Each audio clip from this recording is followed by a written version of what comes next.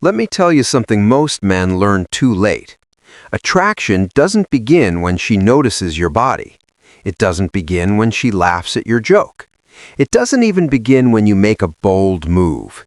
It begins the moment she senses that you are not easily moved. And that feeling, that grounded, centered, self-contained energy is built on one thing: boundaries. Not loud boundaries, not aggressive boundaries, not the performative alpha routine. Real boundaries. The kind that come from a man who knows exactly who he is, what he values, and what he will not negotiate, with or without a woman in his life. Here's the truth most men never hear. Boundaries don't push high-value women away. They filter out the chaos and pull the right ones closer. Because when a woman feels a man who is emotionally anchored, who does not bend with every mood shift, every test, every opportunity for validation, something inside her relaxes. She doesn't consciously think he has strong boundaries. She feels stability, and stability is intoxicating. In a world full of men chasing approval, double texting, over-explaining, reshaping their personalities to fit whoever they're dating, the man who stands firm in his own rhythm becomes rare. Rarity creates curiosity. Curiosity fuels attraction. Tonight, we're breaking down the first boundary that shifts everything. Boundary 1, the unavailable advantage. Your time is yours. That sounds simple, but most men violate this boundary daily without realizing it. Her name lights up your phone, you respond instantly. She's free tonight, you cancel your plans. She wants attention, you rearrange your schedule. And deep down, you think you're being considerate. But energetically, you're communicating something else. My world pauses for you. At first, that may feel flattering to her ego, but over time, it reduces your perceived value. Because here's a psychological principle that never fails. People value what feels scarce. If your attention is unlimited, it loses weight. If your time is always accessible, it feels ordinary. Now let's flip it. You take your time to reply, not to manipulate, but because you're genuinely engaged in your own life. You don't drop your commitments last minute. You don't operate on impulse. And suddenly, the energy shifts. She feels a subtle tension, not rejection, mystery. Where does she fit in your life? What are you building? What occupies your time? And that curiosity begins pulling her closer.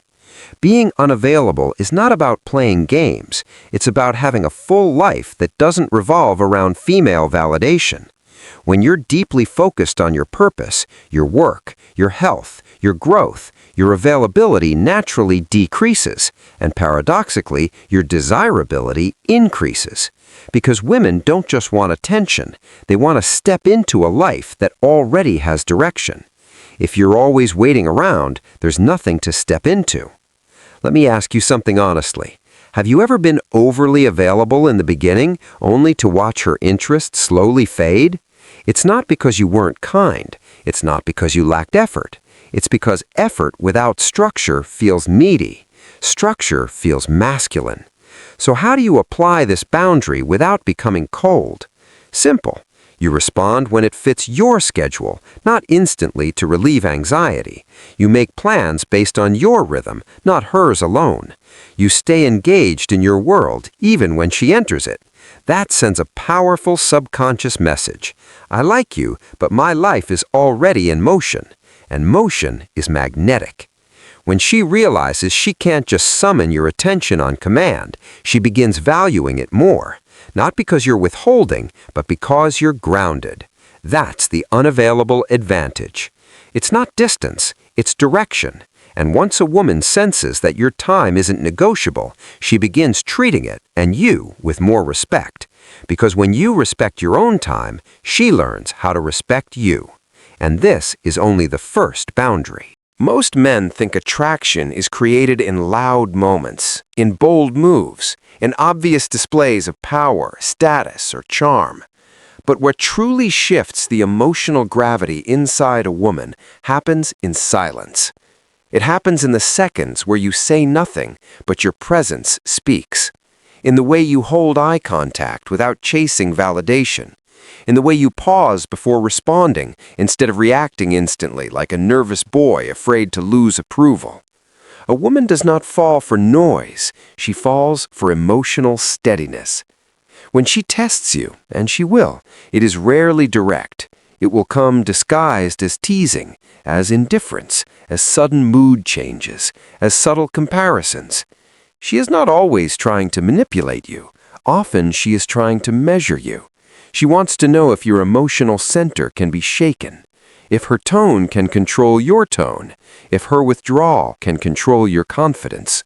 And the moment you react impulsively, over-explain yourself, or try to convince her of your value, you silently communicate insecurity. Not because you are weak, but because you are seeking reassurance instead of remaining grounded. The men who create deep fascination understand something most do not. Restraint is power. When she pulls away slightly, they do not chase. When she delays a reply, they do not double text with anxiety. When she challenges them, they smile calmly instead of defending their ego. This kind of composure creates psychological tension. Not drama, not toxicity, tension. And tension is the birthplace of desire. Think about it.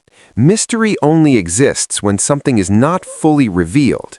If you explain every thought, confess every fear too early, or constantly narrate your emotions in an attempt to prove honesty, you remove the space for her imagination. And imagination is more powerful than information. A woman becomes emotionally invested when she is thinking about you even when you are not there. That happens when you leave conversations at a high point instead of dragging them until they fade. When you end calls first sometimes. When you remain slightly unpredictable, not in behavior, but in emotional pacing. Predictability in character builds trust. Predictability in emotional response builds boredom. There is another layer most men ignore: how you handle discomfort. If she brings up something that feels like criticism and your face tightens, if your tone sharpens, if you rush to defend yourself immediately, she registers that. Not consciously, perhaps, but emotionally. She notes that pressure changes you. But when you listen fully, breathe, consider her words, and respond slowly, you demonstrate something rare. You demonstrate inner authority, not dominance over her, authority over yourself. This is deeply attractive because it signals safety. Safety does not mean being soft or agreeable. It means being emotionally stable. It means she can express frustration without triggering chaos. It means she can disagree without fearing emotional explosion. Emotional stability creates polarity. Because when you are steady, she feels free to be expressive without destabilizing the connection. And here is what most will never admit openly. Women are drawn toward men who make them feel both calm and slightly uncertain at the same time. Calm because your energy is grounded. Uncertain because you are not fully readable. Not cold, not distant, not manipulative, just self-contained. When you overshare too early, you collapse the mystery. When you give too much reassurance too fast, you lower the challenge. When you adjust your personality to fit her reactions, you lose your edge. Attraction intensifies when a man is centered in his own direction. You have goals, you have standards, you have boundaries. She senses that your life does not orbit around her attention, and paradoxically, that's what makes her attention gravitate toward you more. Scarcity is not about ignoring her, it's about valuing your time genuinely. If you drop everything instantly every time she messages, it communicates that nothing else in your world holds priority. Depth comes from balance. Let her feel that you enjoy her presence, but do not need it to function. There is something profoundly magnetic about a man who can enjoy connection, yet remain internally complete. It sends an unspoken message. I choose you. I do not cling to you. And choice is powerful. Everything changes when you stop trying to be chosen and start deciding who deserves access to you. Most men live in evaluation mode. They walk into interactions subconsciously asking, does she like me? Am I enough? Am I saying the right thing? Their energy bends toward approval. Their attention turns outward, constantly scanning for signs of validation or rejection. But the man who shifts the frame asks a different question. Do I like her? Does she align with my standards? Does she add peace or chaos to my life? This single internal shift transforms your presence completely. When you are trying to be accepted, your body tightens, your speech accelerates, you fill silences too quickly, you laugh a little louder than necessary, you explain yourself a little longer than needed. There is subtle pressure behind your words. Women feel that pressure instantly, not because they analyze it logically, but because emotional energy is contagious. If you are seeking, it creates imbalance. If you are centered, it creates gravity. The strongest attraction does not begin with performance, it begins with self-respect.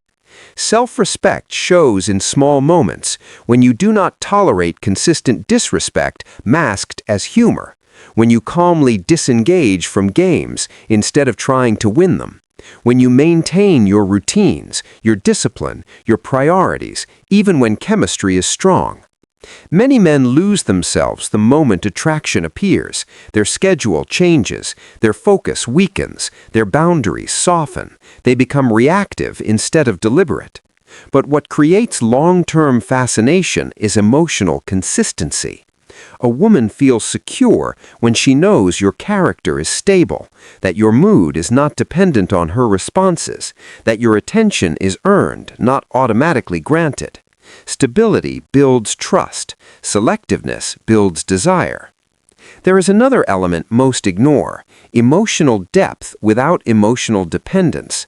You can be expressive without being needy. You can be warm without being available every second. You can share vulnerability without turning her into your emotional anchor. Vulnerability becomes attractive when it comes from strength, when you speak about challenges from a place of growth rather than complaint, when you reveal past pain without using it to gain sympathy. This creates emotional layering. She begins to sense that there's more beneath the surface, that you are not just a personality reacting to circumstances, but a man shaped by experience, discipline, reflection. That kind of depth cannot be faked, it is felt.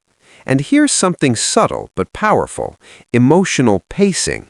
If you escalate intensity too fast, too many compliments, too much affection, too many promises, attraction peaks quickly but fades just as fast. Sustainable desire grows in rhythm, space, anticipation. Anticipation strengthens attachment more than constant access. When you are not always available, your presence becomes intentional. When you respond thoughtfully instead of instantly, your words carry more weight. When you give affection in moments of genuine connection rather than as reassurance, it feels earned instead of expected. There's also the matter of outcome independence. The moment you become attached to a specific result, I need this to work, I cannot lose her, I must impress her, you give away emotional leverage, not in a manipulative sense, but in an energetic one. Outcome independence does not mean you don't care. It means you remain grounded regardless of the result. If she stays, you're centered. If she leaves, you're still centered. That calm certainty is rare, and rarity increases value. Attraction deepens when she senses you are with her because you want to be, not because you fear being alone. That difference is enormous. One comes from choice, the other from scarcity. And people are drawn to those who choose from abundance, not those who cling from fear. In the end, everything comes back to identity. Not the identity you present to impress, not the persona crafted to attract, but the one built in private.